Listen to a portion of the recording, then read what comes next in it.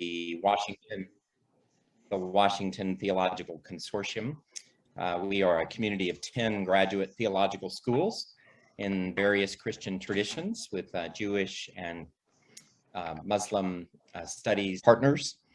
And we would like to welcome you along with our two other hosts, sponsors of this event. I want to thank the Mid-Atlantic Cooperative Baptist Fellowship for their support and encouragement around this particular event and its relevance to the church today. And we want to give thanks to the Institute for Justice Formation at the John Leland Center for Theological Studies for actually conceiving of this series along with the MACBF. And we are glad at the consortium to be hosts with this. At this joint effort. We are in a time of reckoning, my friends, around many issues of justice, including systemic racism. And the question for us in the next few weeks will be, to what degree is critical race theory as a framework for understanding critical issues in systemic racism? To what extent is it helpful to the church and to educational institutions and others? We will be dealing with experts in this field who have worked with critical race theory or issues of systemic racism for many years in their own education, teaching, and ministries. Now, I'd like to remind you that we will all remain muted during this session this morning, except when the speakers are presenting. They will be unmuted, and we invite you to share your questions, however, at any point during presentations and dialogue between the speakers. Share your questions via the chat feature, which should be at the bottom of your Zoom screen. If you have any questions about how to use the chat, just email the Wash Theocon address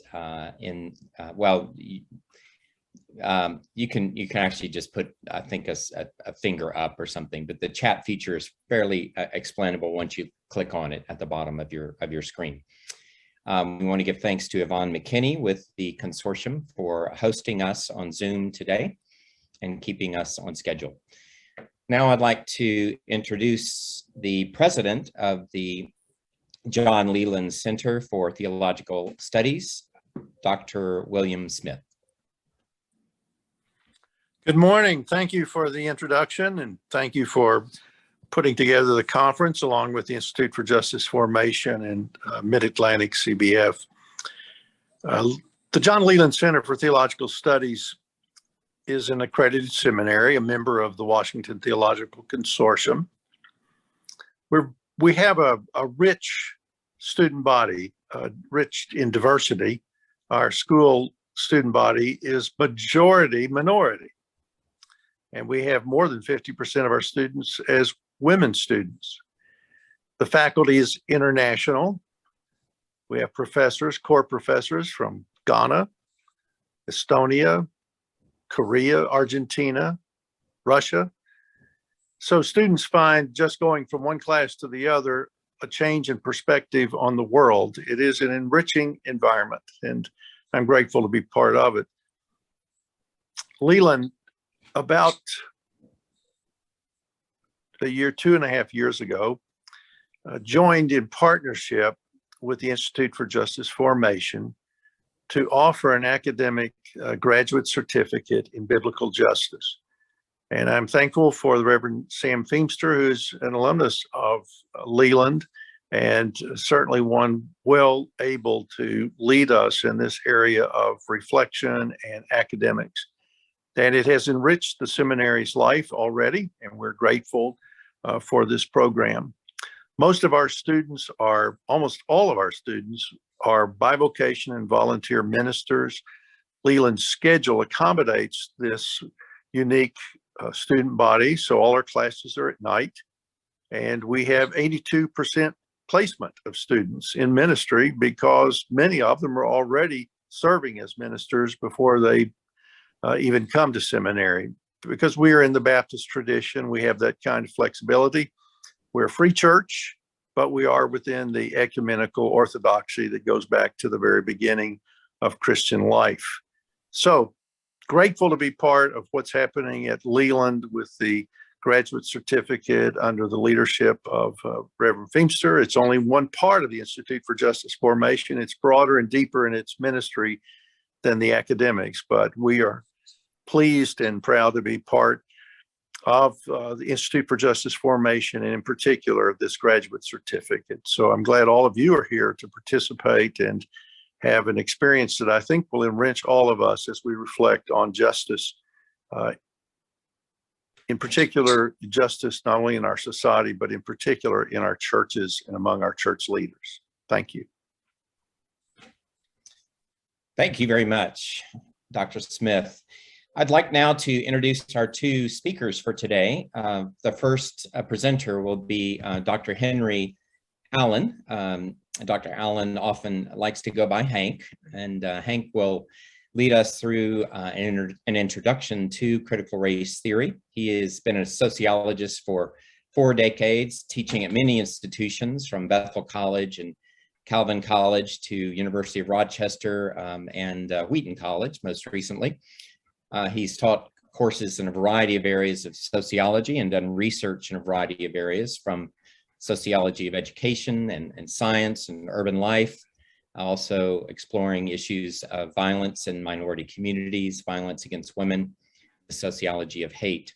He's done research in police shootings, race and ethnic relations, and many other areas. He has a PhD and an MA from the University of Chicago. He's a Danforth Foundation Baccalaureate Fellow, and Dr. Allen has consulted with a variety of organizations, including the National Education Association, American Bible Society, the FBI Academy, and the African American Leadership Roundtable.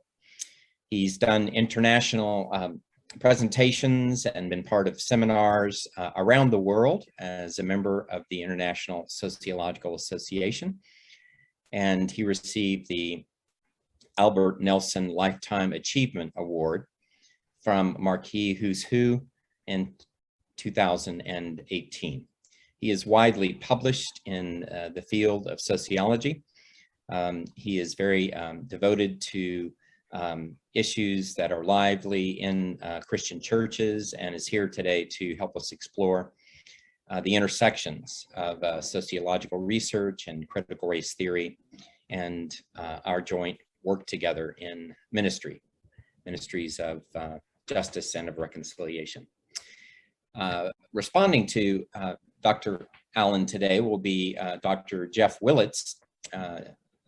Now, Dr. Willits is senior pastor at the Parkwood Baptist Church in Annandale, Virginia. He has been the dean of the McAfee School of Theology at the Mercer University most recently. and was the founding academic dean of the John Leland Center for Theological Studies some years ago. Jeff has a strong academic background with a BA in Philosophy and Religion, magna cum laude from Campbell University, a Master of Arts in Religion from Yale University, a PhD in Philosophy from the University of Wales in Swansea. And he has long been active in both ministry and in academic studies and theological formation for students. So he brings a great intersection of worlds that will, I think, be helpful to all of us today. He's served as editor of a number of theological journals, and he has been active in the Baptist World Alliance, the Society for Philosophy of Religion, American Academy of Religion. So we will have a response from Jeff after Dr. Allen, after Hank has given his presentations. And I just want to, before we move to our speakers, just want to make sure with Yvonne, our Zoom host, have we covered all the basics for our Zoom meeting today?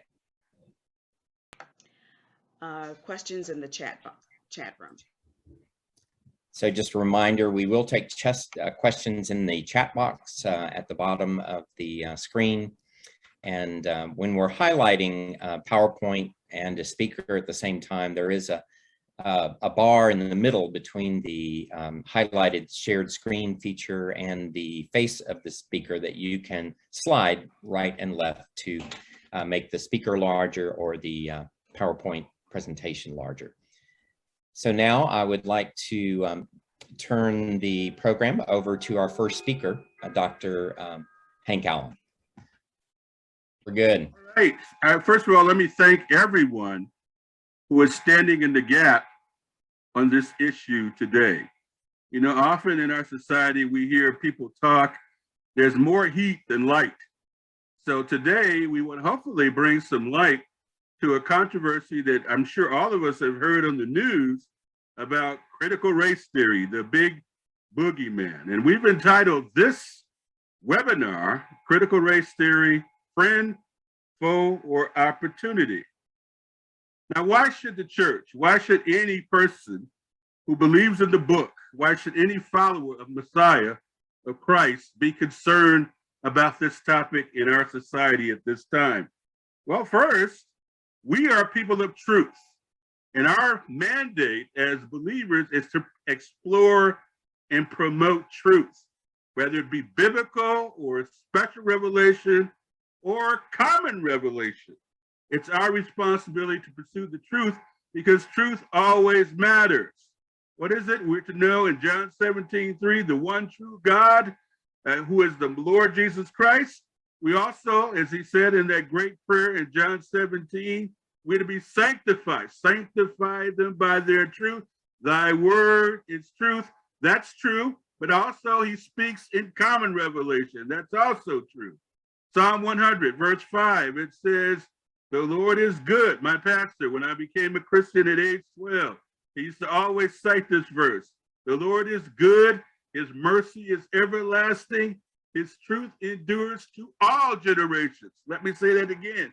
His truth, when he speaks, his truth is to all generations. So we have a mandate as believers to explore the truth wherever it's found. At good old Wheaton College, there used to be a professor that would, Art Holmes, would talk about all truth is God's truth.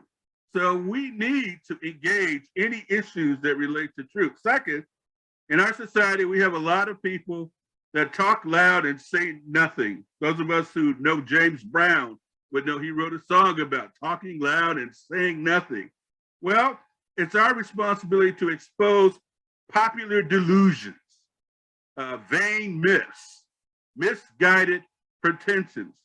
Paul told us to cast down vain imaginations and everything that would exalt itself against the knowledge of God, and to try to hold in captivity every thought to the obedience of Christ. Timothy, and Paul wrote in Timothy in chapter 3, that evil men and seducers, the old King James, will go from bad to worse, deceiving others and deceiving themselves. We're also a people of the book.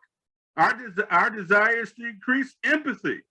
One of the characteristics of a true man or woman of God is that they're peaceable, they're impartial. The peacemakers sow in peace. They're shalom makers, if you will. Read James or Yaakov, which is his proper name, 3:13 through 18. We can also see in the book of Yaakov or James that we're not to show partiality to people based on their outward appearances. Another reason to be engaged in this issue is to expose manipulative leaders and dangerous personalities. Christianity is not just undulating through the tulips. It's not always easy. There are people, leaders, who manipulate the flock. Ezekiel 34. There are leaders, and you know Christ's greatest denunciation was against the religious leaders of his time. If you read Matthew 23:23, he says, you tithe the mint, the dill, the cumin, and yet you neglect the weightier matters of the law, justice, equity, and mercy. He says you should also have, yes, you tithe, but you should not neglect the weightier matters, the more important matters of the law. So explore truth, expose delusions, increase empathy, expose manipulative leaders, dangerous personalities. I taught criminology for many years. There are dangerous personalities in our society and in our leadership. To heal the wounds of history, giving beauty for ashes. I love Luke 4:18 and 19, which says, the Spirit of the Lord is upon me, quoting Isaiah, I believe it's 61. It says, the Spirit of the Lord is upon me. Why? Because he has anointed me to do something. First, to preach good news to the poor, to be delivery of sight to the blind, set at liberty all who are oppressed, release the captives, proclaiming the acceptable year of the Lord's favor. And the last thing is to proclaim the gospel. But there are other things that we need to do before proclaiming the gospel, preaching good news to the poor, and so forth. And then to promote biblical justice. Thank God for the Leland Center, the Institute for Justice Formation, because it's rooted in the truth of Micah 6:8, which says, what he has shown thee, O man or O woman, what is the good and what does the Lord require of you? To do justly, to love mercy, and to walk humbly with your God. So there are many others. I don't have time. I can fill the whole time with just focusing on biblical presuppositions, but I wanted to throw those out because when I hear Christians say that we should not be concerned about race or justice or CRT, I realize that those are immature believers who really don't understand the full dimensions of the kingdom. When we talk about critical race theory, we always have to realize that context matters. Why do these ideas emerge? For me, the image that I have of CRT is a volcano. And beneath the volcano, there are things that are churning, and eventually there's going to be explosion. That explosion, in my opinion, is CRT. So what are some of the things that we could do to analyze context? If you're in the humanities, you tend to focus on issues related to the basic heuristic, which is a method of discovery. Who, what, where, when, how, so what, under what conditions? Those are the questions that people in the humanities ask over and over and over again. There are others, text criticism, form criticism, and so forth, redaction criticism, all those kinds of issues relate to the humanities. But as a social scientist, as a scholar, I was taught my freshman year of college at Southern Illinois University by a brilliant sociologist, you should also understand the context under which people claim truth or ideas. Is it a scientific context? Is it an analytical context, philosophy, mathematics, excuse me? Is it a documentary context, history, law, literature? Is it a pop culture context, media, commercial media, ads, phenomenon like that? I wish I had time. I don't have time to get into all the strengths and weaknesses of this, but I just want you to show you that there are different ways of analyzing context as it relates to CRT. You also have, I've taught for 30-something years, 38 years, the difference between what is invisible or informal and what's visible or formal. Most people only do the analysis for what they can see. But what we realize as scholars is that what you can't see, what's behind the scenes, usually generates what you see. So as a sociologist, as I look at CRT, I'm looking at what are the individual effects, what are the group effects, the networks, what are the communities, the associations that are involved, what are the organizations, the institutions, what are the subsystems as these things connect together, and what are the systems? So it's much more complex than we have time to go into now, but those are some of the ways. The Allen matrix is something I have used, and we'll talk about that next time or the third session about how that can be applied to CRT. There's also, when you talk about race from a sociological point of view, you can talk about issues of migration. How do these groups come together? You can talk about how do they interact with one another? Do they fight? Are they looking for symbiosis? Is there some kind of negotiation? You can talk about just the intergroup conflict or the intra-group within group conflict. You can talk about stereotypes, positive, negative, neutral. You can talk about how they fit into institutions like family or education or the economy or the political system or the government. You also can talk about identity. How do they see themselves? Do they see themselves as assimilating into the dominant society? Do they want to maintain their own uniqueness, their own unique community?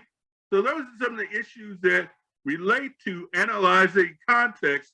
And the last one is by a very famous, I think American scholars tend to be ethnocentric. You need to get beyond just what Americans think. And so I think one of the premier scholars on the planet in sociology is a man named Niklas Luhmann, a German scholar, German sociologist, who actually was a lawyer turned sociologist. He said, you got to look at diversity. You got to look at issues of difference in societies and social systems, the meanings that people construct within those systems, how they value consciousness, or what are the emphasis toward consciousness. Race has to do with consciousness, and also how they communicate about these things. So these are all the different ways, and I don't have time to break it down to you, that you can analyze the context under which we have CRT. The major sources, my granddaughter likes to come to me. She thinks that she's smarter than me. And so when I ask her, you think you're smarter than me? She said, I am, right away. Because one of the questions she always asks of me is, what's your source? What are your key sources? Well, if you want to go to CRT, there are many sources, but some core sources, the one that I would recommend for seminary students, people in theology, the shortest and most powerful that you can get to the issues quickly is by Delgado and Stefanik, Critical Race Theory, 3rd edition. If you want a more extensive analysis, then Bridges' work, Critical Race Theory, a primer, which would list a bunch of articles that you could go to and dive in and really dig into the deep intricacies of the field. And then lastly, if you really like to look at all the articles across decades, then you would like to look at one of the exemplars, Kimberly Crenshaw, Neil Gautana, Peller, and Kendall Thomas, Critical Race Theory, the key writings. Now, what I found is that I have read, interacting with Dr. Sam Feimster, a plethora of articles, pop articles, usually somewhat what I would say weak articles that deal with the topic of critical race theory. They're either for it or they're against it, or they don't know what's going on. And so we have those kind of issues to deal with. At a minimum, if we're going to tackle the issue of critical race theory, we should be concerned about what are the history or the conditions under which this idea or this idea system emerged. We should be concerned about the core concepts, the basic assumptions. We should be concerned about the exemplars, the proponents of the idea. Where do they come from? What is their biography? We should be concerned about the contributors, the contributions, the implications of these ideas. And in our society at this point, we should be concerned about how people respond to the controversies. What are the misinformation? What is possible misunderstanding? Lastly, I've been studying the book of Proverbs for the last year and a half, verse by verse. Proverbs 16:2 says that the Lord evaluates motives. All the ways of human beings seem right to them, but the Lord looks at motives. So what are some motives behind this controversy? Possible motives, moral panics, ideological facades. People have a particular ideology and they're trying to get their point across without necessarily looking at the full picture or an accurate picture. And then lastly, I'm a fan of Daniel. All my life, I have been strongly influenced by the book of Daniel. In chapter 12, verse 3, it says, those who are wise will shine like the brightness of the horizon. And those who lead the many to righteousness will shine like the stars forever and ever. So there's the vertical, our relationship with God, but there's also leading many to righteousness. There's the horizontal. Both of those factors are key for Christian. And like I said, you know, I love my little granddaughter. I love all my grandchildren. But I'm doing this not because I need another webinar, not because I need another publication, but that what happens to future generations in this country and in this world is what is at stake. And I'm fighting this fight for them. So what do we learn about CRT? Critical race theory was an awakening in legal studies stimulated by Dr. Derek Bell's life journey from Harvard, where he became disenchanted over the slowness of civil rights legislation, the law not working and really changing some of the major aspects of our society. So he became disenchanted. He left Harvard, went to Pittsburgh, and he started thinking, writing articles that have evolved into what we call critical race theory. But let me say, that's decades after sociologists have studied it. In 1899, W.E.B. Du Bois published his Philadelphia Negro. There have been sociologists since the beginning of the 20th century, in the 18th century, 19th century, that wrote about issues of race and scholarship and issues of history or whatever. So in my opinion, as a sociologist, the lawyers came to it very late, you know, almost 7 decades after we have been studying the same things. And we commend the lawyers because they're taking a lot of the heat that we sociologists like to take, used to take. But the idea is that these are not new ideas. So what is the central thrust of critical race theory? It basically argues or posits that race is central to understanding US law and policy. There's a myth that goes around that the United States was founded on liberty. That's partially true. The United States was also founded on slavery. Years before the Constitution and Declaration of Independence, slavery was the reality here. So it's not always a bowl of cherries. The United States, truthfully, has a legacy of slavery, has a legacy of oppression, and so forth. And that has shaped its law, its constitution, 3/5 African Americans being 3/5 of a person. It's shaped its constitution. It's shaped its state formation. In other words, every aspect of the United States has been influenced by race. And that is a fact that critical race theory and sociology and history teaches. The focus is on structures. Structures is just a fancy way of saying patterns. What's the pattern? What's the institutional pattern? What is the pattern of ideas? What's the pattern of worship, of liturgy? Look, for example, the Star-Spangled Banner. There's been a lot of controversy over that. Did African Americans vote on that being the national anthem? Did a lot of other people who are part of the American experiment vote on that? No, it was a tradition passed down from circumstances that were more racist into us generation after generation, and yet there are people who will kill you, fight over something that obviously was influenced by the racist past.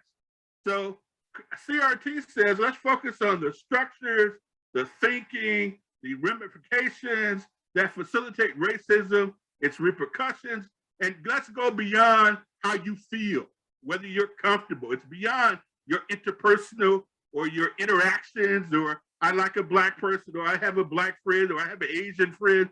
No, these are structural, institutional issues, and you have to grow up. You know, Paul says when you acted as a child, you thought as a child, well, It's time to grow up in our society and think about the reality of the past legacy that has been passed down. So why did CRT emerge? I think of CRT as a volcano. All this stuff that I'm going to talk about, contextual factors boiling around, and eventually there's an eruption, an intellectual eruption. Why did it emerge? Because of implicit biases against the full dimensions of truth and diverse human experiences. It wasn't as inclusive as it could possibly have been. Tremendous ignorance of law professors. Now, I've studied even the former dean of Harvard University. I read his book about higher education, and I was amazed at the lack of sophistication when it comes to sociology and history. So there are a lot of lawyers that they may be good at law, which is process and implementation and policy, but they don't understand that the society gives birth to the law. It's only recently that CRT has said, but the law has to look at what happens in the society. So it seems to me there are a whole generation of uninformed, unprepared legal scholars because they weren't looking at it from a diverse point of view, but from a point of view faced or tainted by racism. Let's see, I still hope I have some time. White backlash over social progress. Some of us are old enough to realize the big hubbub over reverse discrimination or anti-affirmative action. I did my master's paper on affirmative action. And what I found amazing, all this hype about reverse discrimination over minorities in medical school. And here it is, what, 30, 40 years later, now we don't have enough African-American male doctors or enough African-American doctors to deal with the pandemic. It amazes me that the hype and stupidity of that age has led to the kinds of struggles that we have now. Demographic changes, not recognizing them, not dealing with diversity. Conservative politics, conservative ideology, Nixon's Southern strategy, Reagan's welfare queens, Willie Horton ads, all kind of symbolic racism, as William Sears at UCLA wrote about for many years. Supreme Court setback. There are consequences. Those actions and ideas have led to consequences. Conservative jurisprudence against busing, metropolitan school desegregation, urban blight, urban renewal, urban segregation. Also, for example, you have a book that I gave a lecture on at the University of Rochester by Douglas Massey and Nancy Denton. It's called American Apartheid, that they published in 1993. That book used the term hypersegregation. In some cases, schools and neighborhoods were more segregated in 1993 than they were at the birth of the civil rights movement. So you also have this validated by a PBS documentary, American Denial, saying that, and that was published maybe 5-6 years ago, that Americans are in a denial about race. Remember, some of you are old enough to remember Gunnar Myrdal's American Dilemma, a multi-volume set about the difference between creed and deed as it relates to race in the United States. So critical race theory really is just an extension of that kind of analysis within the legal context. But there are other issues. We have all kinds of movies, we have all kinds of memes that have racist stereotypes, media images, right-wing stupidity, call it for what it is. A lot of right-wing thinking is primitive. We have now, as I taught in my classes, the extension of what I call hate capitalism, social media now being used in that particular way. So time is going. I wish I could unpack these ideas in much more rigorous form, but let me just mention some other contextual stimuli. The war on drugs, a disproportionate criminalization for Blacks, and very weak leadership in the church. As a sociologist, I can say overwhelmingly, so much of the church's emphasis is on interpersonal issues, not institutional, not organizational issues. So much of the church until recently has been ignoring issues of justice, neglecting issues of justice. That created a vacuum. And as I said, and I've talked to different seminaries, Bethel Seminary and so forth, it tends to be a devoid of a theology of systems, a theology of institutionalization, and so forth. Economic fears and fluctuations throughout the year. People get scared. They're worried about their jobs. They're worried about unemployment and inflation. There are all kinds of moral panics. I remember teaching about secular humanism being the big bugaboo of the 1980s. In fact, the title, A Friend Full of Opportunity, actually came from that particular class that I used. All kinds of behavioral cascades, people taking a small issue and magnifying it like crazy, and that led to Tea Party and Trumpism and so forth. And of course, there's the whole legacy of microaggressions against minorities, Black fatigue, always on, being on, police violence, police shootings. There are a whole bunch of factors that have contributed to CRT. So what does the paradigm teach?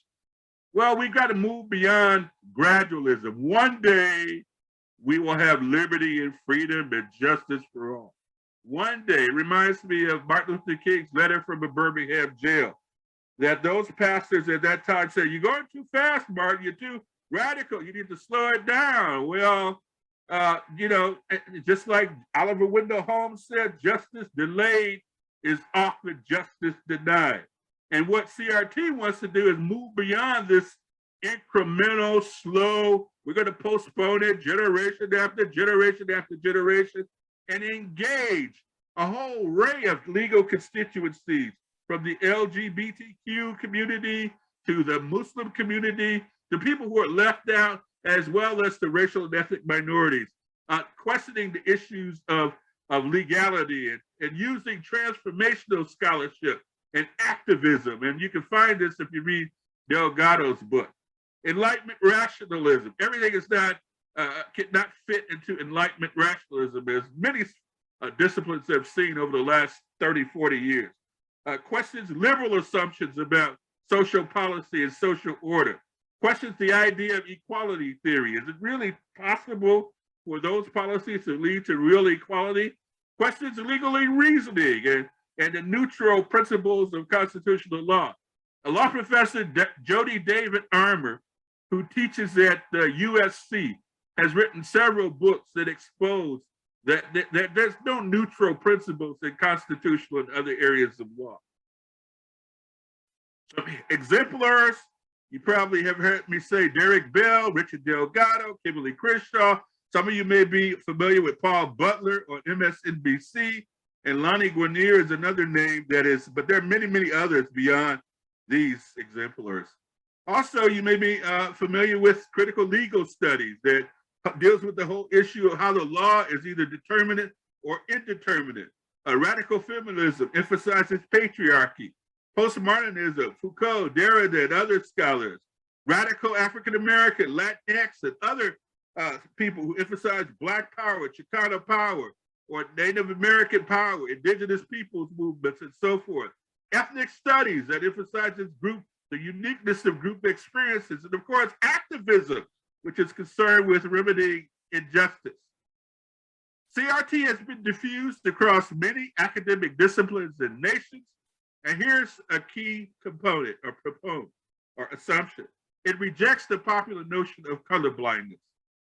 As a Christian, I find that to be an insult.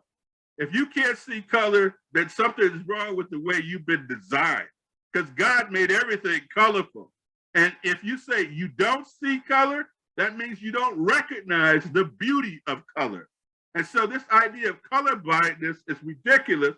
It's a facade, because racism is embedded in ordinary institutionalized society. We call them Karens and Kens now. People, you go bird watching at Central Park and have some woman come up to you and say that you're threatening them when it's the opposite that's going on.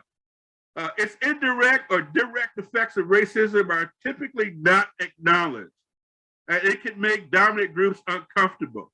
I hear this term all the time. I'm uncomfortable when we talk about race. Well, think about how uncomfortable people who had to live with centuries or decades of race, prejudice, and discrimination affected their lives and their family, their job opportunities. If you're uncomfortable for talking, look at the radioactive effects it's had on real people in their situations on incarnated situations over time. So CRT recognizes that racism facilitates dominant so-called white interests. Now, scientifically, we know that there's no such thing as whiteness. And whenever somebody says, I'm white, that shows me that they are ensconced in racism, because whiteness does not exist. But the symbol of whiteness is connected with power, prestige, wealth, and opportunity. So whiteness is a symbol of the status quo in power, status, wealth, opportunities, white supremacy, and racialization. Whenever you think that whiteness is the most beautiful, white music is the best music, white standards is the best standards, that's racist. And so those are the issues that we're dealing with at CRT. Race is not biological. It is what we in sociology say, and they have borrowed our term, socially constructed in human minds, in their imaginations. The feelings and the meanings associated with race are learned and taught. Other distinctives of CRT: intersectionality. People have multiple intersecting, overlapping identities, contingencies, different social capital, different social intelligence. Anti-essentialism. People have unique narratives, unique experiences. It must move beyond just black and white. Yes, the black and white may be the deepest, the longest, but there are other issues of oppression and injustice affecting other groups also. And then criticality. I have a document at the end that talks about critical thinking and what's involved in critical thinking. But CRT is not afraid to tackle the difficult issues, the issues that cause people to be silent, the issues that people don't want to engage, the structural injustices. And you can read about it, a very excellent chapter in Delgado in chapter 2. You know, we are told in 1 Thessalonians 5:18-21, to prove all things, to hold fast what is good, and to reject and move away from what's evil. The word there, documazo, it's the same sort of word that you have in Romans 12:1-2, where it says to prove what is the acceptable will of God, what is good, acceptable, and perfect, and so forth. So the idea here is that there is inherent conflict or enduring intergenerational consequences related to the past of institutionalized injustice, institutionalized inequality, and institutionalized oppression. Now, for some people in CRT, they see Marxism as the solution to the issues of CRT. I think most sociologists and most people who think scientifically are not persuaded by that argument, but I understand why people have it. Marx talked about challenging injustice, the injustice of social class or class stratification, and people find that appealing. CRT does not capture all the intricacies and pathology of racism. For a sociologist, it's kind of the generic aisle. So we're not all that impressed with it, but it does expose issues related to criminality and historicity that have not been dealt with. I think of Richard Rothstein's book, The Color of Law, as a classic example. I've already mentioned Jody David Armour's book.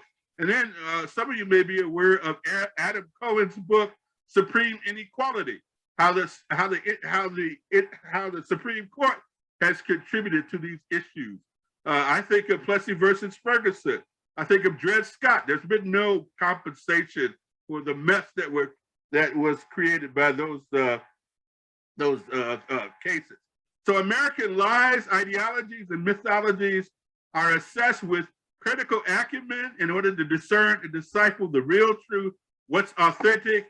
And I realize, I hear it in these little town meetings or school board meetings, yes, some people can't handle the truth.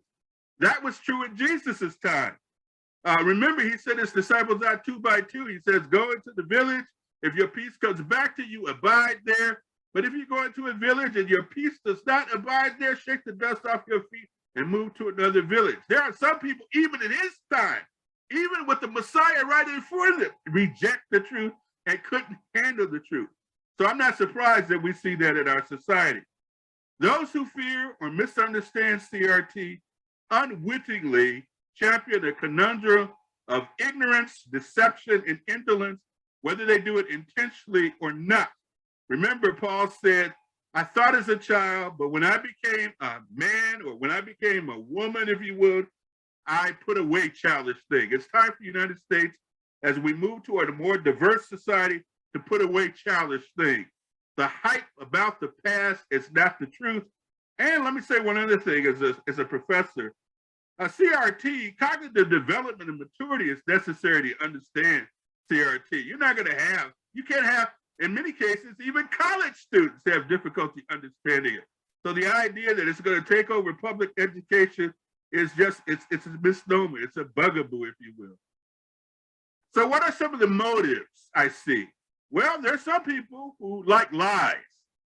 And unfortunately, they haven't read John 8:44, which says categorically that Satan, Hasatan, is the father of lies. So if you are indulging in lies and you are promulgating lies, it's not from the Lord. Culpability. Some people come from traditions where they were slave masters. They owned plantations. They did own Black people and other minorities and subordinated them and so forth. So there was injustice. It was not a clear slate where it says in Leviticus, you should be partial to the great or the small, to the rich or the poor. You should have the same standard for everybody. Some people are complicit. They didn't directly be involved in those kinds of oppression, but they benefited from it. They looked the other way, like the Amalekites, and some people benefit from racialization. There's criminality involved. Righteousness exalts a nation. Sin is a reproach to any nation. There's covetousness, the love of money, not having it. The love of money is the root of all evil. People profit from the status quo, from the way things are, the housing segregation, the school oppression. And then lastly, you have leaders, unfortunately, in our government that engage in sophistry, that engage in corruption. And if you can't see that, then we're from different planets. I could go through all these verses. I went through some of them, but I would go to Proverbs 28, which says that the wicked want to cover up their sin. They will not prosper. The nation that tries to cover up its sins, it will not prosper. So look at Proverbs 28, if you will. I'm trying to hustle up. Forgive me, Jeff, I'm taking your time. CRT imagines or examines neglected narratives and stories and interpretation because stories matter. Why? Stories are part of people's identity. Stories are part of the incarnation of us entering the world. So stories do matter. CRT targets the continuing consequences and ramifications of racism. It's not over. It's like radiation. Radiation is around for 3,000 years. The explosions of racism in the past affect us now. It accentuates divergent racial experiences. There's more than black and white. There's a whole rainbow of issues to deal with. It reveals the challenges embedded and biased conjecture. Just because you have a PhD or you have a position at a university doesn't mean that you know everything or that your analysis and your research is accurate. And then lastly, it accentuates voices that are silenced, microaggressions, hidden factors that affect people's lives. The question for us today, and I'm taking too much time, is CRT all wrong? If so, why is it all wrong? How is it wrong? A scientist would ask, under what conditions? And who is responsible for addressing the issues, the wrongs, the grievances, the consequences exposed by CRT? Einstein was brilliant. Why? Because he said this: problems cannot be solved with the same level of thinking in which they were created. And that's why he was such a brilliant scientist, and his ideas continue to influence the entire world. So where are the better, more robust, or effective alternatives and solutions offered by so-called critics of CRT? If you want to eliminate an inferior idea, then if you have a better idea, now is the time. Unfortunately, they tend to hide, but I don't see any better ideas. I'm trying to finish up as quickly as possible. Bear with me. We must combat truth decay Look at the Rand Corporation study about lies, misinformation, disinformation, distortion. It causes confusion of face, as the scripture talks about. We must have media literacy. Why? Because a 7-second click culture is the reality of the digital world. And it doesn't foster the critical thinking that we see in Proverbs, where it says, keep your heart with all diligence, for out of it are the issues of life, the old King James. Intellect always matters, Proverbs 4:7, which says wisdom is the principal or most important thing, therefore get wisdom. We need to realize that people retain 60 to 70% of the images in their visual images in their conscious and subconscious mind. I know that from teaching, compared to only 30% from reading text. So those of us who are trying to maximize text, we have to be aware that we are engaging a visual world. When it comes to critical thinking, these are all the factors that are involved. I used to use that in my teaching. I don't have time to go through it. I've taken too much time. But let me say many thanks to my sponsors. Go out and pursue biblical justice, the golden rule. All the good you want others to do for you, do for them.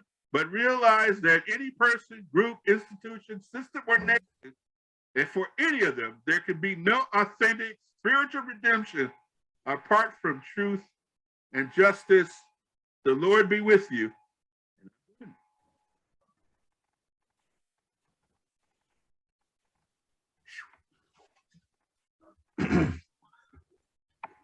I feel like I need to lay down now. Professor Allen has once again laid out a pretty ambitious agenda for our reflection. And I am very grateful to be a part of this series of presentations. My role here, however, is not so much as presenter as interlocutor or shall we say dialogue partner, and maybe a little bit as gadfly here and there. My relationship to the issues that arise connected with CRT come up for me in the context of my various roles. Firstly, in serving at a seminary, both as dean and professor for some years, serving as a pastor for many years, and also just as a citizen of this country. CRT and the issues surrounding CRT are as important as any issues that I can think of for the life of the church and for us as citizens. And so for me, it's just a privilege to have an opportunity to reflect on these matters together for a few weeks. I want to begin my remarks by just raising certain features that I think are salient features in the context of this entire conversation. And I'll begin by making a claim, and that claim is that the use of the word CRT is really functions as a label. CRT, as most people recognize, is a very narrow part of the legal profession and academy that is a technical theory, the purpose of which is to explain certain phenomenon in the law and in our society. And that phenomenon is connected with why is it that so many people of color in the United States suffer disparity relative to the white citizenry. And so it's precisely that disparity that needs to be explained, and white legal CRT legal theorists have done a very good job, I think, of showing how it is that racism, despite the advances on the question of race in the United States through the 1960s. Why is it that these disparities continue to dominate these communities? And CRT posits this thesis that racism is broad and systemic and inescapable, and as a consequence has led to these continued disparities. Now that's kind of the narrow field of CRT, and CRT then basically represents technically that legal and academic conversation. However, CRT, as we all know, has emerged as a label in the popular culture, the media, in church life, to identify or point to a much wider range of issues that are all associated with race, but are not necessarily part of this more narrow legal and technical academic question.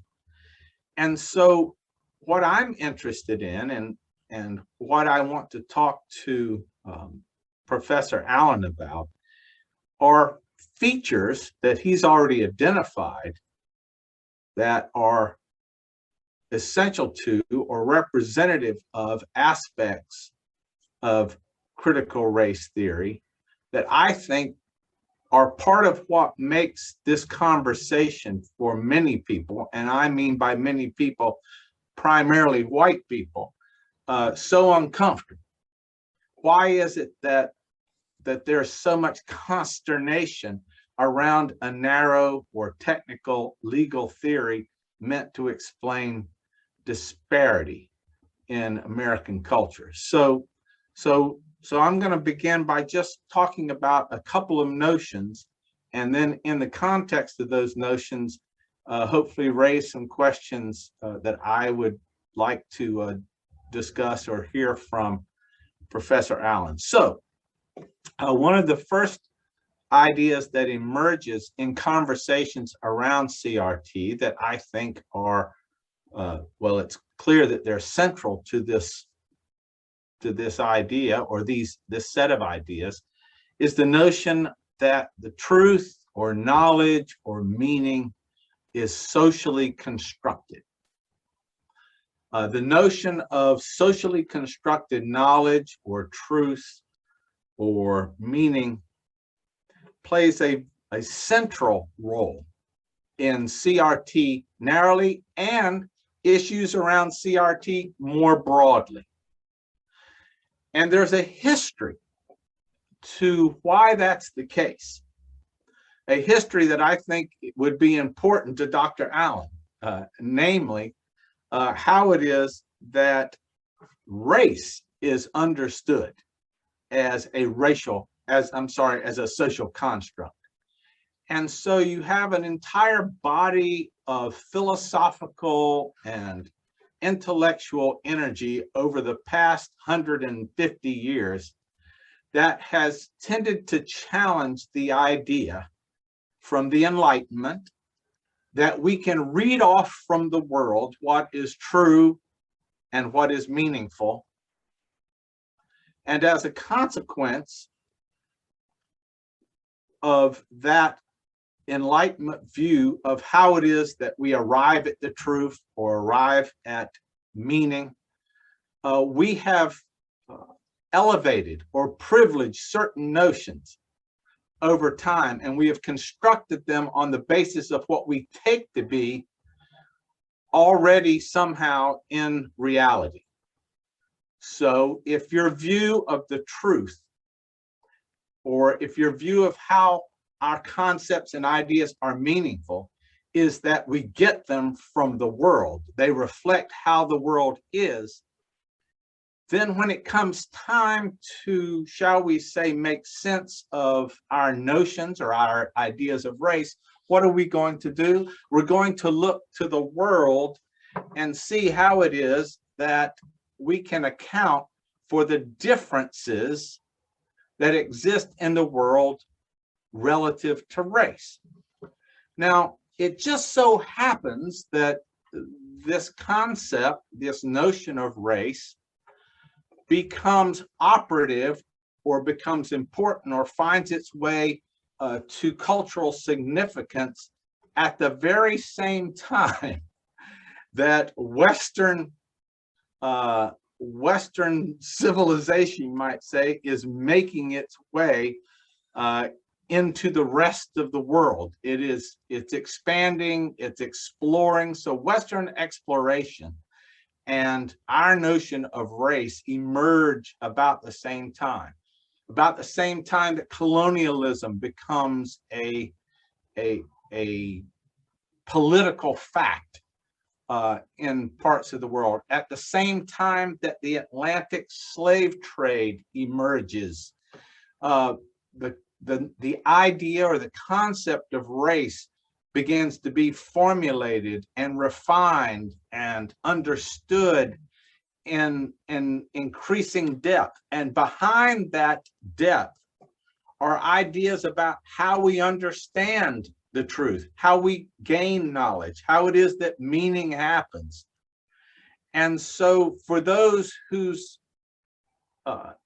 interest is in making sense of race, they seek to do so by, shall we say, creating taxonomies of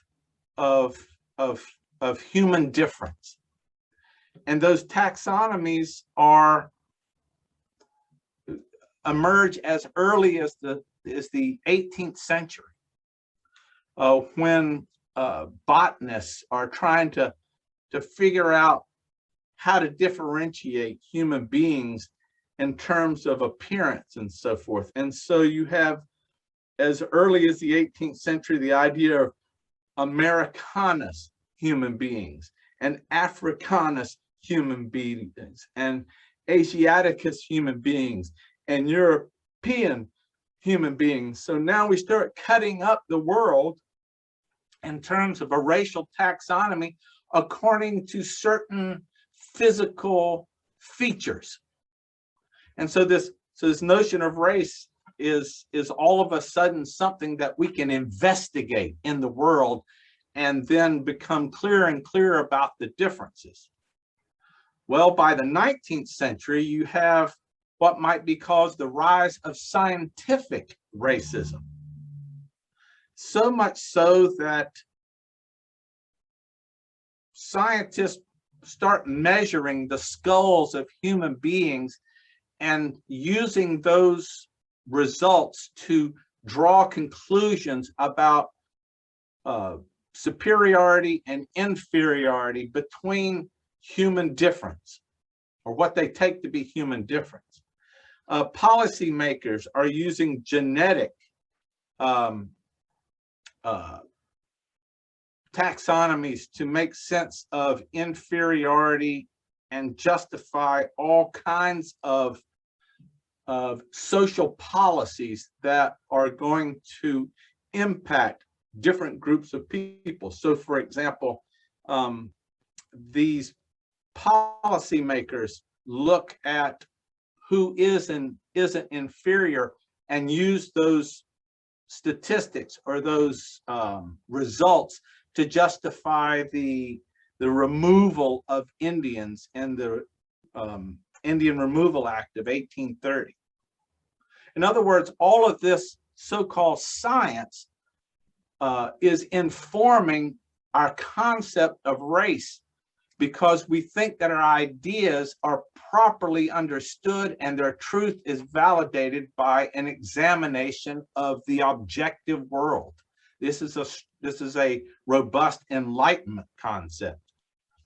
And of course, we know the horrors of the 20th century and eugenics, and how eugenics were used to justify the whole-scale destruction of groups of people based on what this science told us were features of inferiority, and how those features of inferiority could, if not stopped, literally degrade and undermine the human species over time.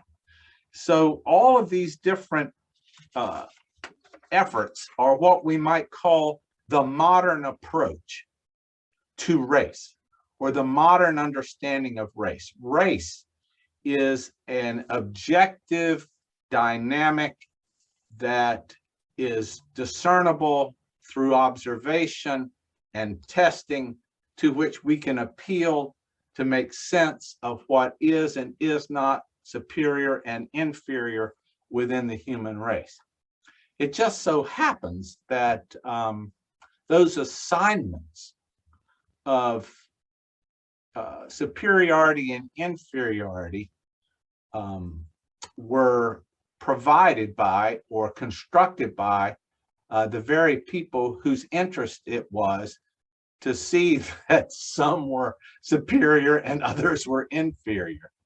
In other words, we figured out how to grade color as an indicator of inferiority or superiority. Now, it's precisely this supposition, this modern supposition of how meaning and truth and knowledge work, that is called into question with the rise of our ideas about history and how societies and communities and ideas are in themselves historical. It starts with Hegel, it moves to Marx, then you land with figures like Nietzsche, and then by the 20th century, you're engaged with figures like Husserl and Heidegger and Wittgenstein, which leads to further developments with critical theorists and neo-Marxists, and it goes on and on. The bottom line is that this intellectual development that we now tend to refer to as postmodern calls into question the idea that truth, meaning, and knowledge is just out there waiting for us to, quote, discover that the world or nature somehow just tells us what is and isn't real, that there's this correspondence between our concepts and reality, and it's that correspondence that we're trying to understand.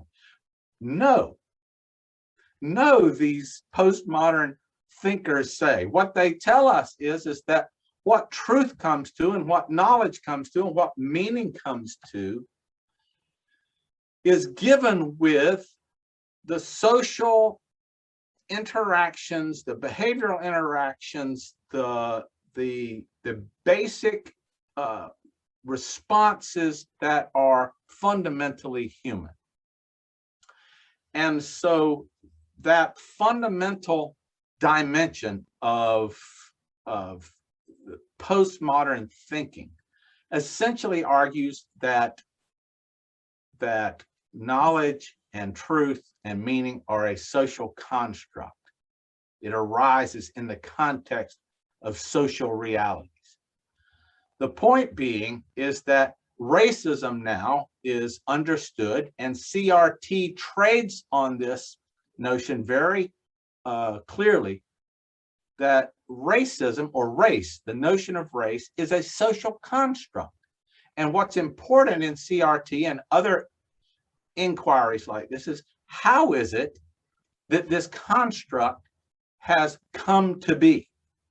And so CRT and other interested parties want to examine the social circumstances within which race is operative.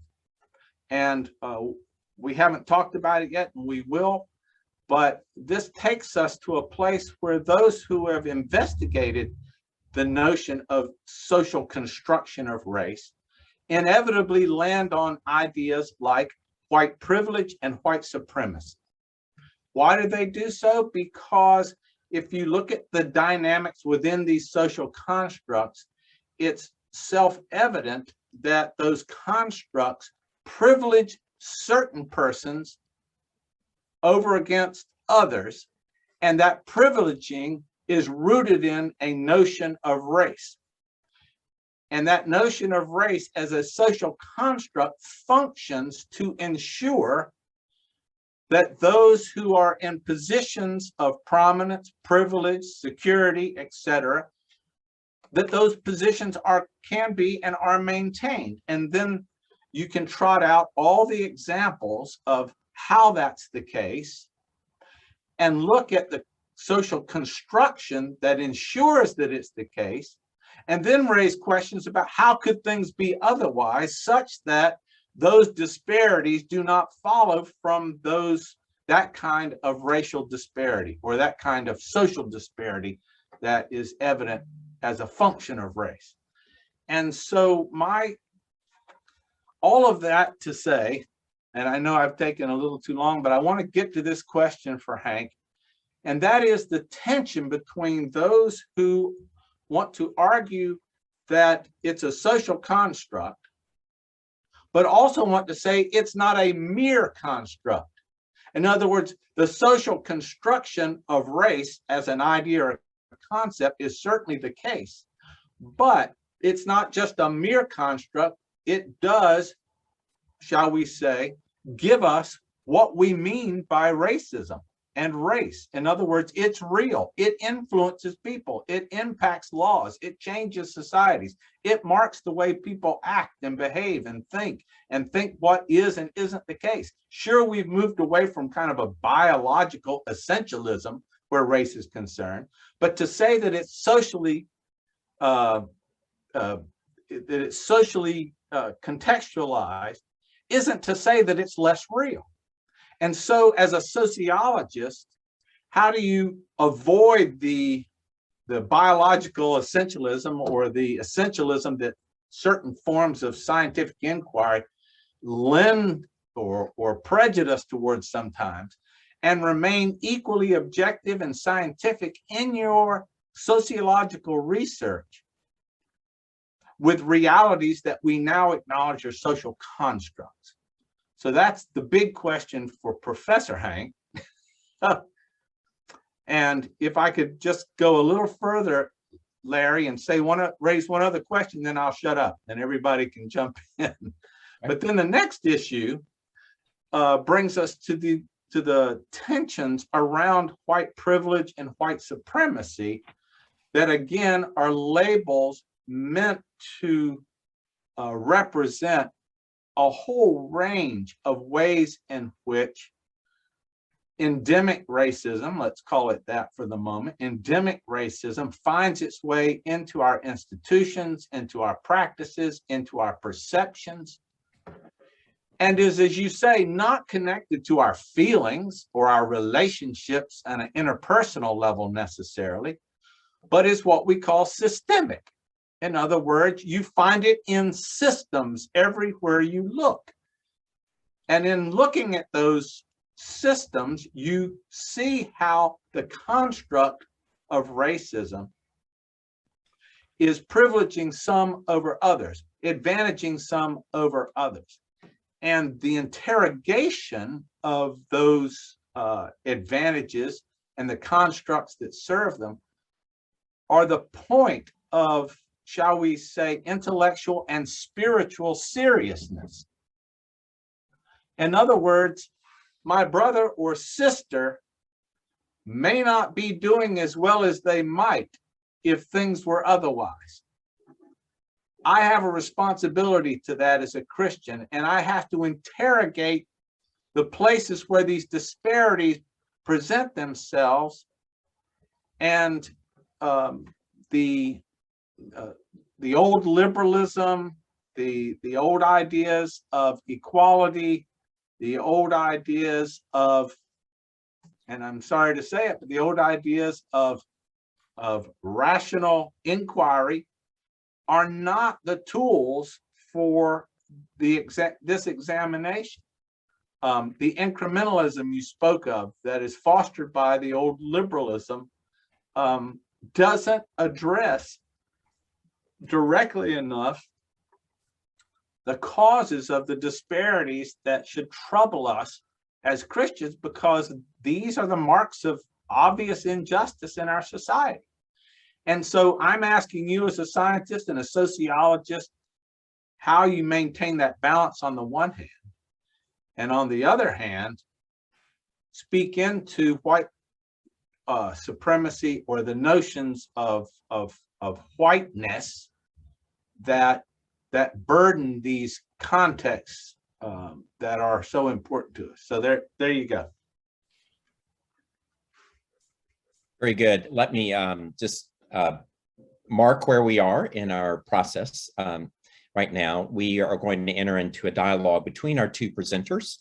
I think, Jeff, you have raised a question around the origins of the notion of race and its social construction, and also a question around the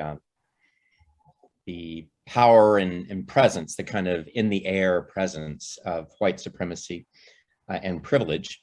And you two can refine those two questions a little more.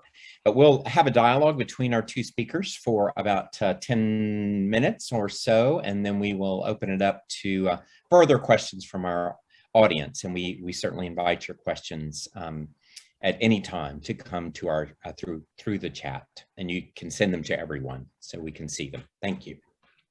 So Hank. Jeff, thank you for your brilliant analysis. It was well done. Remember now, I was supposed to talk about CRT. There's a larger conversation about race, its origins, or whatever that I did not bring up because the focus was on CRT. Let me say, you asked me how do I as a sociologist deal with it. There's a parallel situation in the natural science world.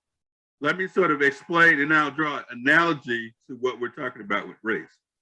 In the scientific world, at least the physical sciences, you have the Newtonian science, Sir Isaac Newton, and the predictions that are associated with that, overturned or extended by Einstein with general relativity and special relativity. And then you have the world that blew Einstein's mind, the quantum world. I'm suggesting, and what I'm working on now, is a parallel in the way we think about race between visible, easy to understand empirical issues, which I would call sort of like the Newtonian synthesis, compared to Einstein with his general and special relativity. I would argue that there would be issues like scientific literacy that fall within that particular domain.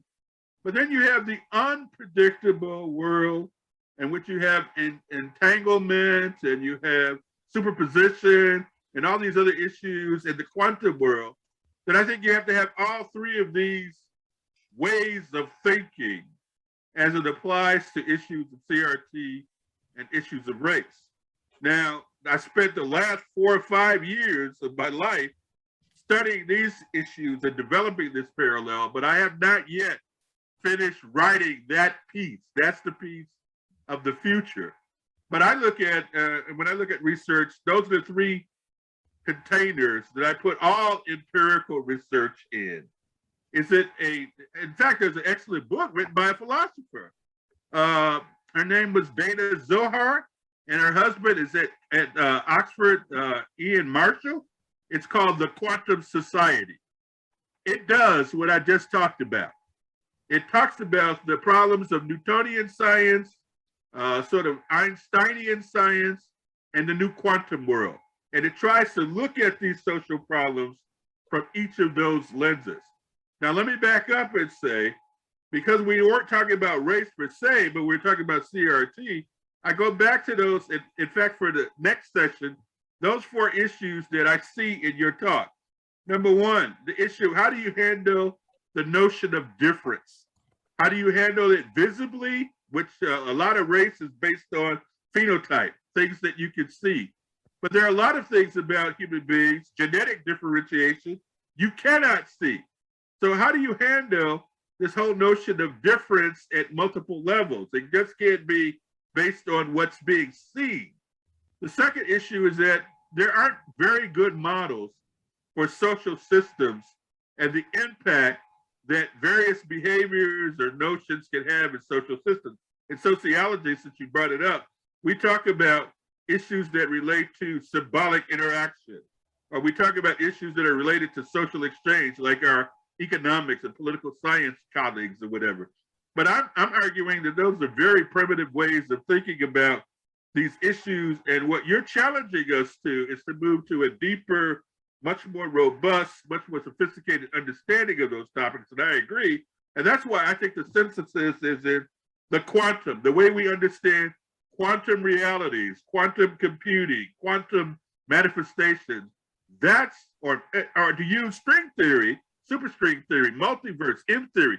There's a whole bunch of theories that apply to natural phenomena that we don't ask questions as it relates to social or interactional kind of phenomena. So I'm working on that. Believe me, I hope I live long enough to finish that piece for you.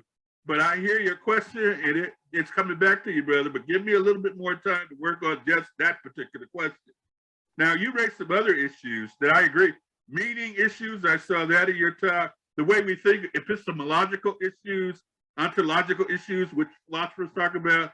I saw that, but that's beyond the scope of what I prepared for to engage in this particular webinar. My task in 20 minutes, and I probably took 30 or 35, in 20 minutes, I was supposed to give an overview of CRT and to try to integrate ideas from Christian faith as it relates to the debate about CRT. And so that's what I tried to do with this piece. And the second, we're going to talk about intersectionality. I have some issues about that. We'll flush this out there. And then in the third segment, I have some plans to tackle some of these issues that you raised, but I don't want to tip my hand to give everything out at this one time. But I thank you for refreshing remarks.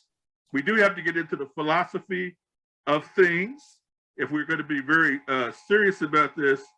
But my task, at least at this juncture, was to just talk about CRT. And as a sociologist, there are many levels. If you think of thinking as a 10-floor apartment, for sociology, we would say we're probably at the 8th floor. For CRT, we see them at the 6th floor or the 5th floor. So there's a lot more that needs to be developed before we could really engage in fulfilling some of the questions that you asked. Thank you. Those are good questions. Please send them to me. I want you to send me those questions. So let me bring this down to a very basic level of appreciation and concern that arises in the life of the church. And it looks kind of like this, if I'm understanding you correctly. That historically we have read the concept of race.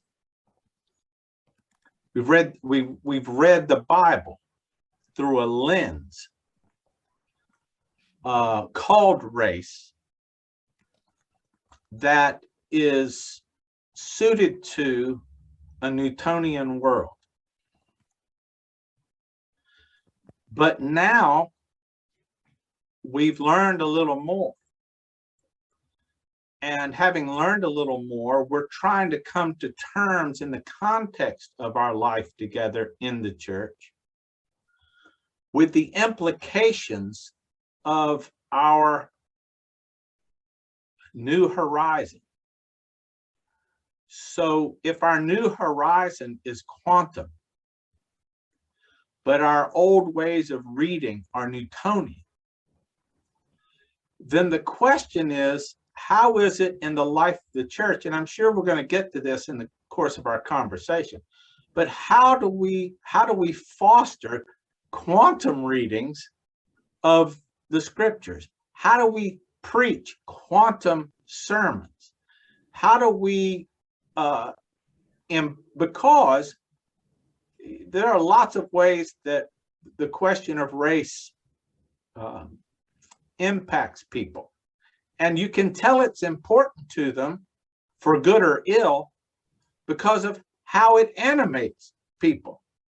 You mess with their fundamental notions of race, and they become far more motivated for good and evil than they do around even more seemingly fundamental issues. Let's say, how does God save us? Nobody's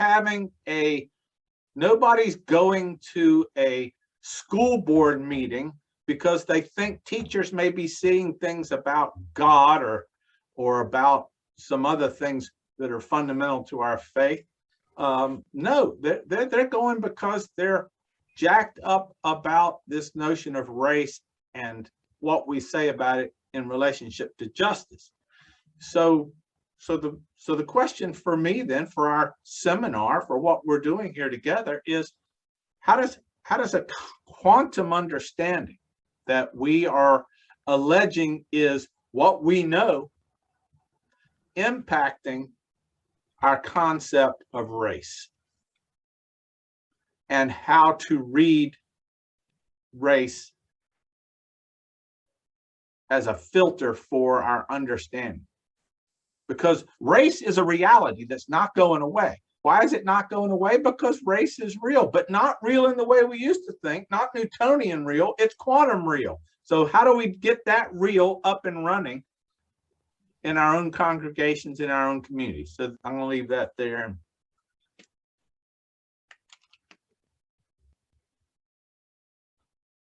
Can't hear you. You done mute, Hank.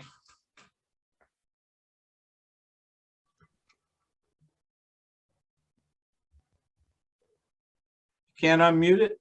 Yvonne, can you help Hank unmute, please?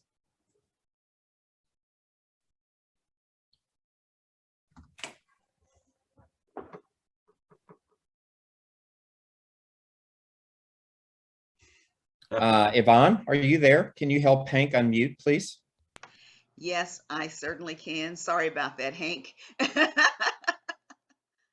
Yeah, just leave him and Jeff and me unmuted if you would, please. Yeah, I did not mute him back. I didn't think so. I'm sorry about that. Let's see. There we go. There he is. All right. There you go.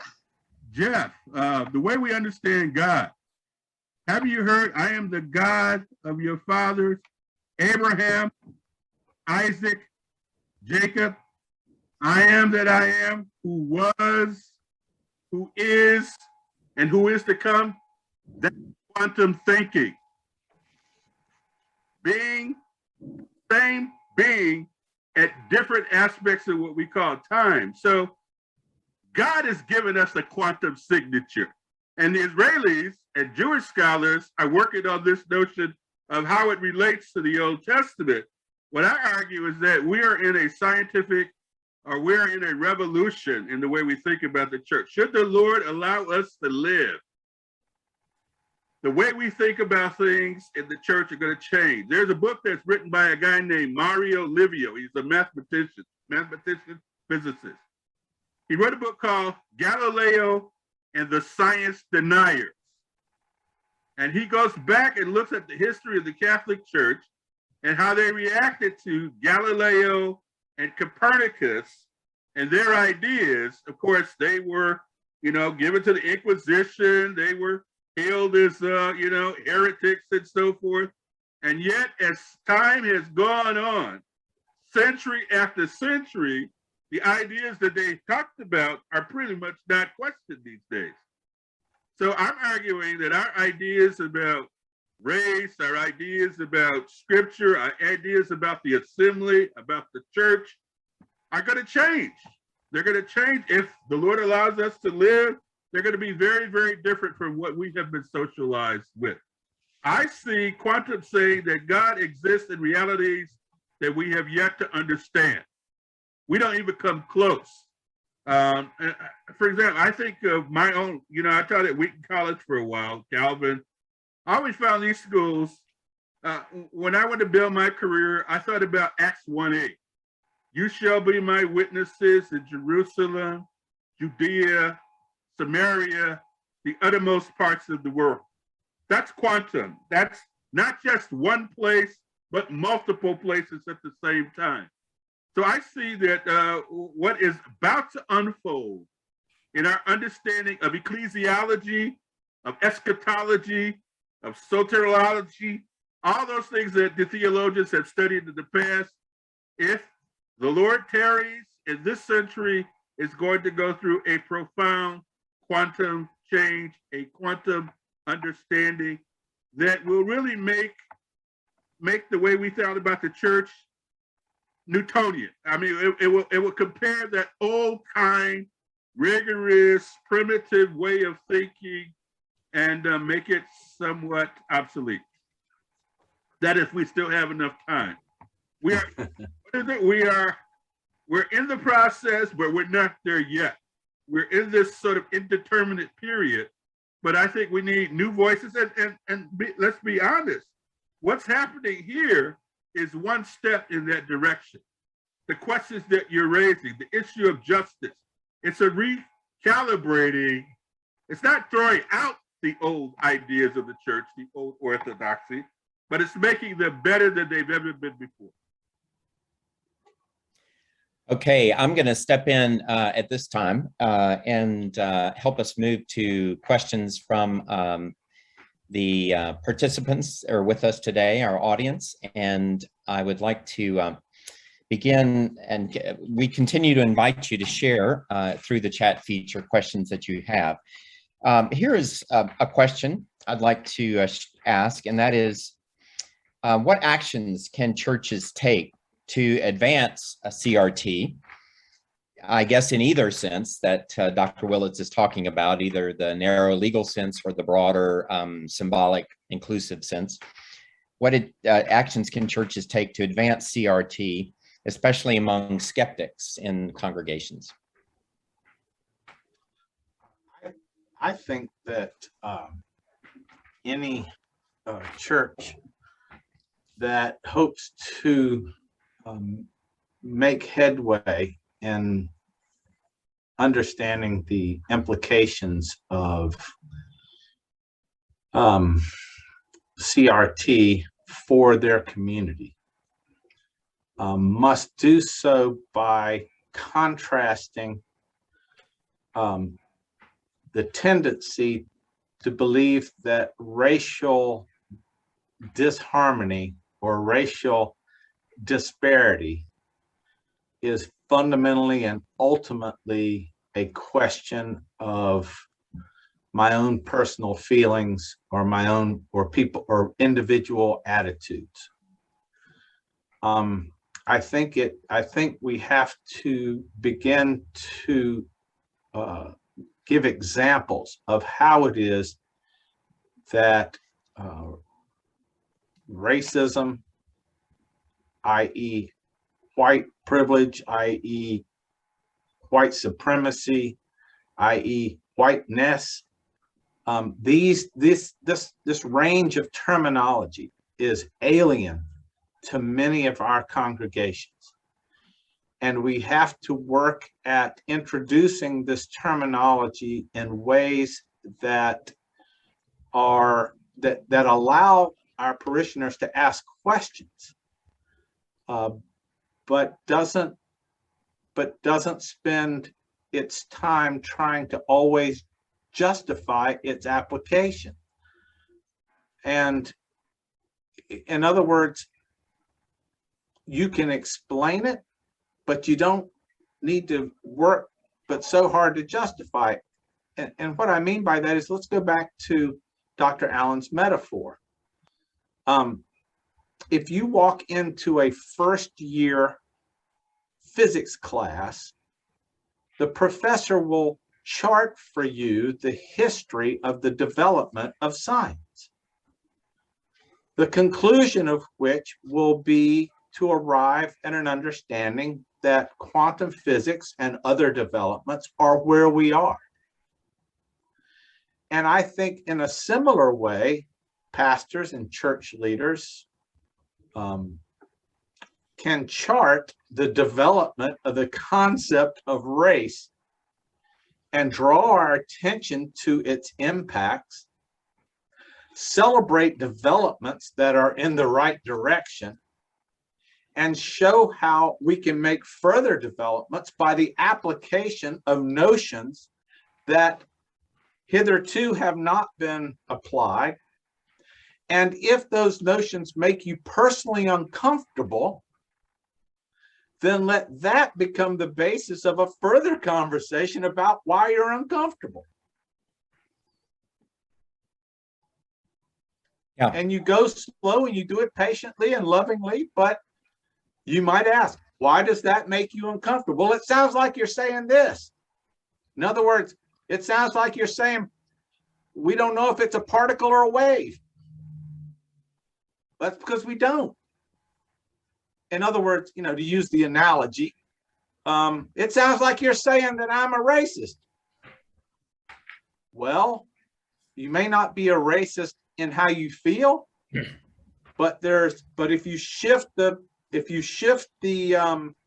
frame a little bit, you may see that many of the ways in which you go about your daily life, or you may see that laws that you and your family have benefited from, or you may see that how it is that you have had generational wealth and your family hasn't had generational wealth impacts your opportunities, your advantages, your privileges.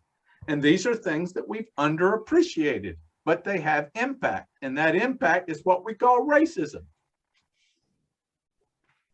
Very good. Dr. Allen. I would just say, can you hear me?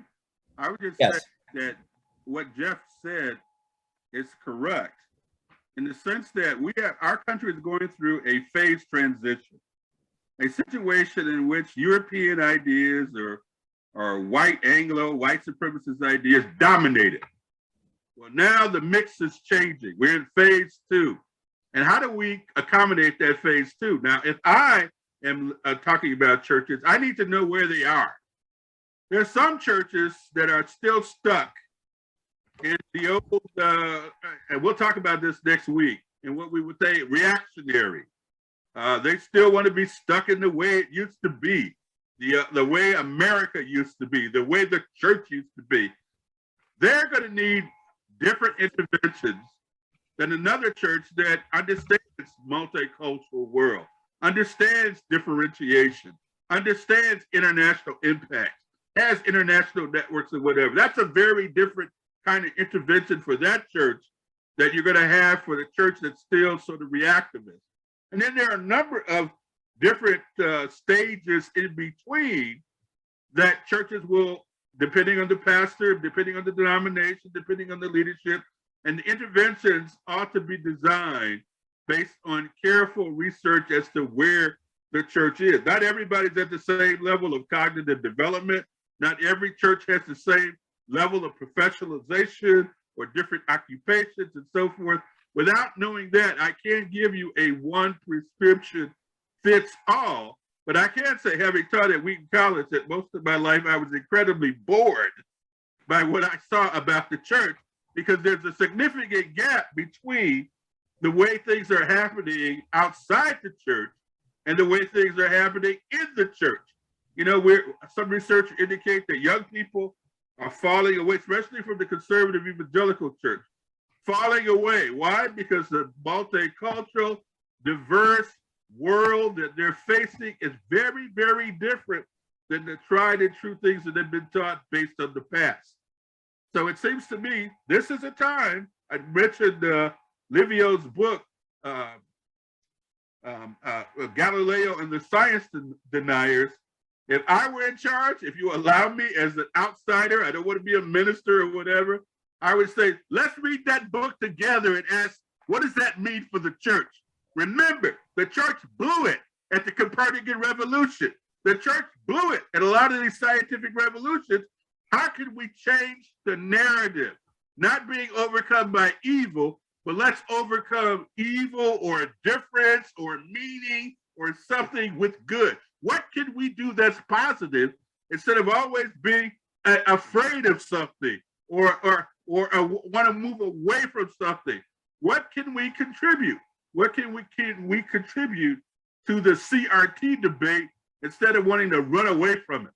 That's the way I would approach it. They'd probably throw me out of the church, but hey, you need prophets. Thank you. Thank you very much. I'm going to move to another question.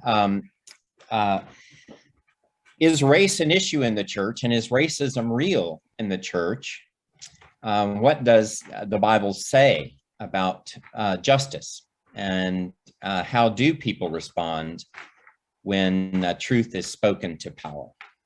So we'll go back to I guess either one of you can pick it up. Try to keep it to about 2 minutes each, so we can get to some more questions that are coming in. Thank you. Well, like most humans sin. If you go to church, you're going to find human sin because there are human beings in the building. And racism is a form of sin that is certainly prevalent in our society, and it would be odd, bizarre, to imagine that it were not in the church. And so I think that dealing with racism in the context of the church is akin to dealing with many other sins. And it's important to recognize that sin isn't always interpersonal. Sin has dimensions that go well beyond our interpersonal relationships. Theologians and sensitive readers of the Bible recognize moral sin. They recognize sin more generally. And so we have to be able to speak into our congregations an awareness of the different ways in which sin is present in the world. And so I think we have to begin by just acknowledging its presence and how it is that race and racism is inescapable as a social reality of which we all participate.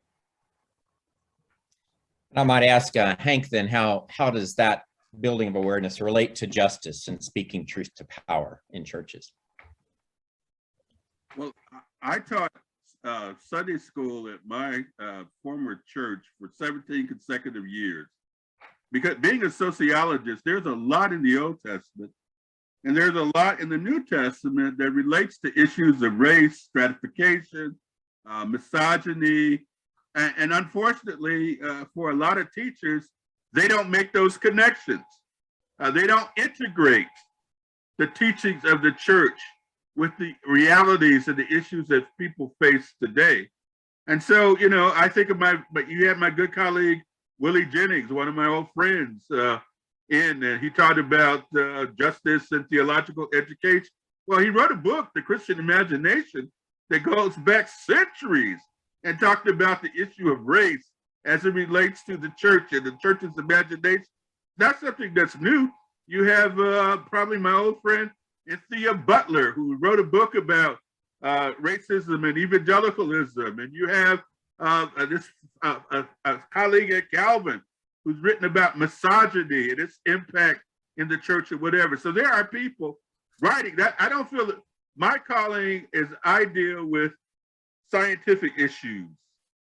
A lot of these, what I call pop culture issues, everyday ordinary issues or whatever, I'm capable of dealing with those as a sociologist, having taught at the Christian colleges and seminaries and whatever. But there's a level above where most parishioners are. And it seems to me that you have to have a division of labor.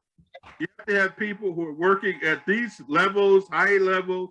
You have to have people who are working in the church, with people in the church, people working in Christian schools and so forth. And so it's going to take what we're going to be talking about next, in the next webinar, intersectionality. I've got some ideas about how we can move forward with these things. And also I have some ideas for the third webinar when we talk about, I don't want to give away everything today, put it that way. So I'll just stop now.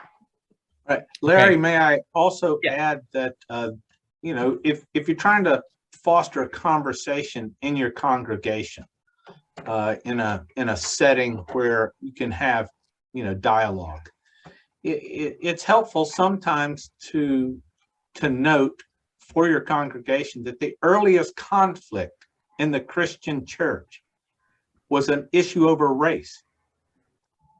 In other words, can Gentiles be Jews? Can Gentiles join the family? Can Gentiles be included? Can they be full participants?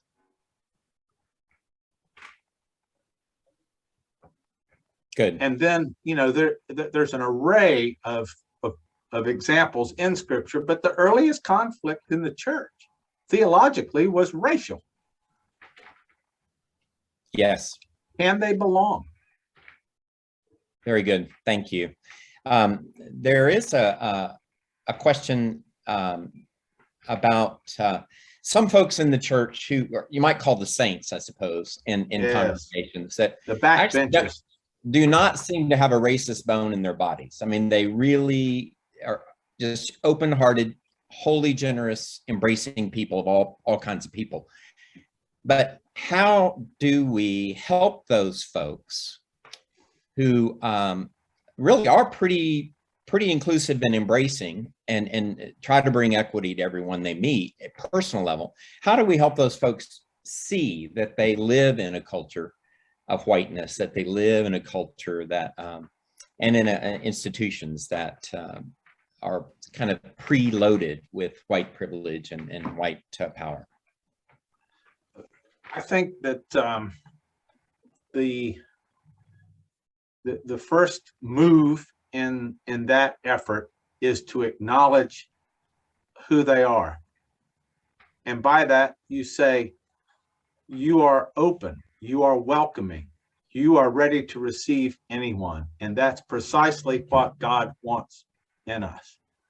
However, precisely because of our openness and welcoming spirit, we have to puzzle over why our wider society seems to reflect these rather self-evident disparities between groups of people. So why is it my friend who is, shall we say, African American and part of my church family is my brother or sister? Why is that person's path in this world so different than mine? Well, what do you mean? And then you can go down and just give examples, whether they apply to that person or not, and that they see that, well, there are unacknowledged disparities. Churches don't talk about these deep disparities very often. They don't articulate them. They don't rehearse them. They don't say, let's not look at our immediate relationship to God or my immediate interpersonal relationship, but let's look at my relationship to my society, as if that somehow is off limits Christianly. No, it ought to. And then you can point to the prophets and say, look how concerned they were for the people around them. Okay, so if we are concerned and if our spirits are open, it has to wonder and even be burdened by the fact that these disparities seem to exist and exist for certain people. And when we ask the question, why, then we can draw direct and dotted lines to our own participation in the institutions and arrangements and legal statutes that have a bearing on why those disparities exist. And so it's just drawing one more line. There's the line between me and God, and there's the line between me and my brother, but there's also the line or the circle between me and the society in which I live. And that seems to be the conversation we have not had enough of. Thank you. Anything to add, Dr. Allen? I would just suggest that if I could find the right congregation, I would have a Sunday school class or quarterly seminar on CRT and the Bible. Okay, let's go through the Old Testament. Let's go through the New Testament and see if there are any ideas in those documents before CRT was created that relate to the kinds of issues that CRT people are dealing with. For example, I would say there's no idea system created by human beings that's perfect. There are always going to be limitations. There are always going to be gaps. But somewhere I read that we are to be people who are not overcome by evil, but that we overcome evil with good. So if you have a better idea than CRT in the church, let's see it. if you've got a better idea for dealing with the complexities that's talked about in CRT, let's see it.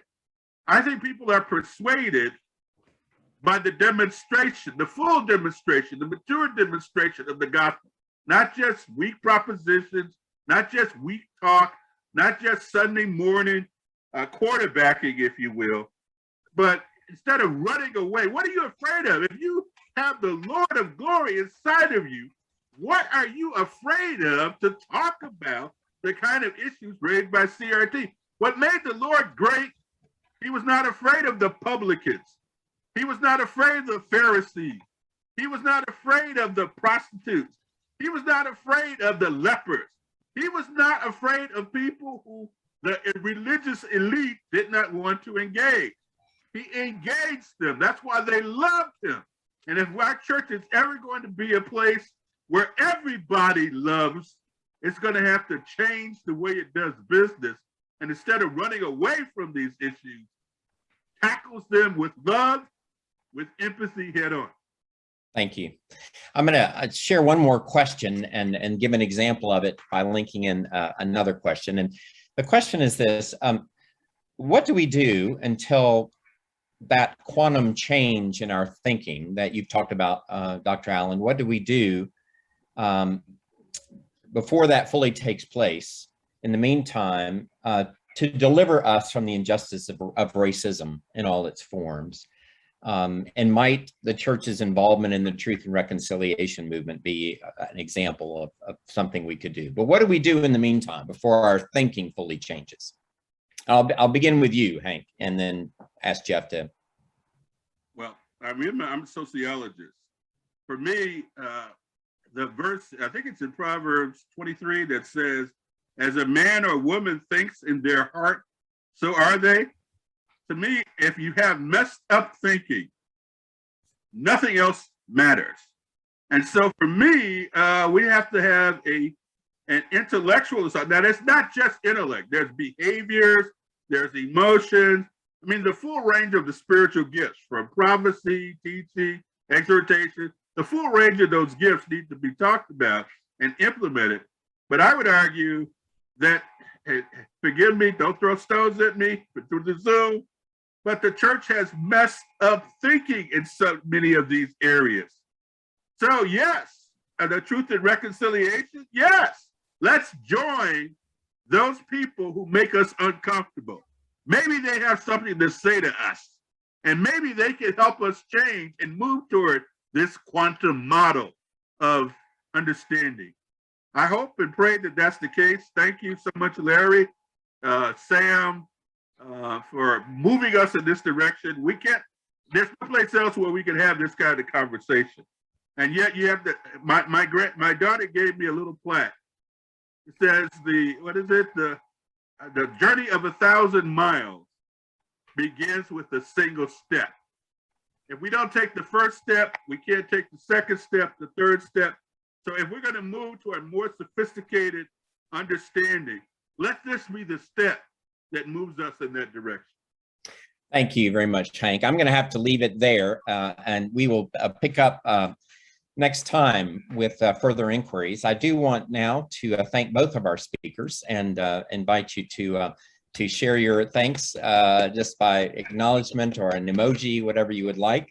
And I want to pass this on now to the Reverend Dr. Sam Feemster with the IJF to tell you about what we're going to be doing with some of these conversations, and then he'll pass it on to Sean Roberts with MACBF. So Sam.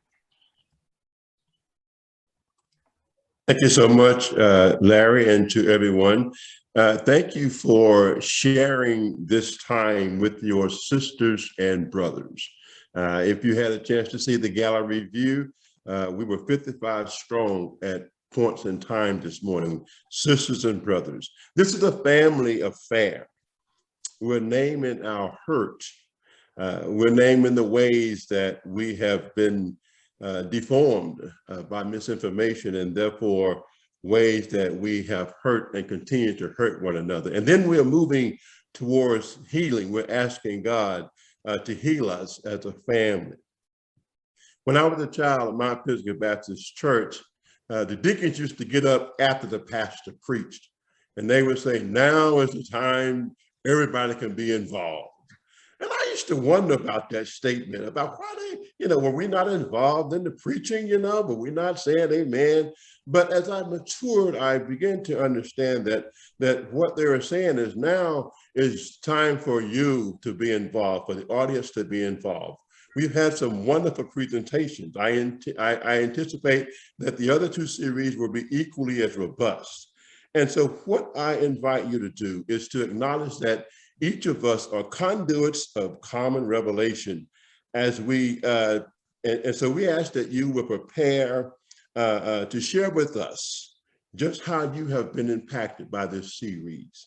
On November 13th, which is the last day, we will invite you to join us, for a time of meditation, and then to share with us on a survey document, a survey instrument, just how you have been impacted. Why do we need that? Because as Hank mentioned, he doesn't know it all. As smart as he is, Jeff doesn't know it all as much as he pushed me around, but we all have something to contribute. So we need to know from you what you would like to hear, what the next series should be, how we can continue to come together and serve one another. And so thank you so much for being with us. And I look forward to reading the information that you provide. Now is exactly the time when we can all participate. Thank you so much. And Sean will close us out this morning. Come on, Reverend Roberts. All right, I am thankful for the opportunity to be with you all in this conversation. This is an important conversation. It's a needed conversation. Not only am I the executive coordinator of the Mid-Atlantic Baptist Fellowship, but I'm a local pastor. And as a pastor, I am glad that we can have and share these conversations. So thank you for being with us. I know that Saturday time morning is an important time, and I'm thankful that you have taken the time to be with us in this deep, important conversation. I am just close us now with a word of prayer. Gracious, loving, and almighty God, for this time, thank you for the opportunity to go deeper, to hear the truth and speak the truth, to learn and even seek the truth. Help us, Lord. Help us to love one another. Help to have a deeper critical and how that relates to our brothers and sisters and how we can be your and love one another. Take and help it to grow in our mind, grow in our hearts, grow in our spirits. We can be better people in following in your way. We give you thanks for all you do. In Jesus. Thank you, Sean. Thank you, everyone. We'll see you next Saturday.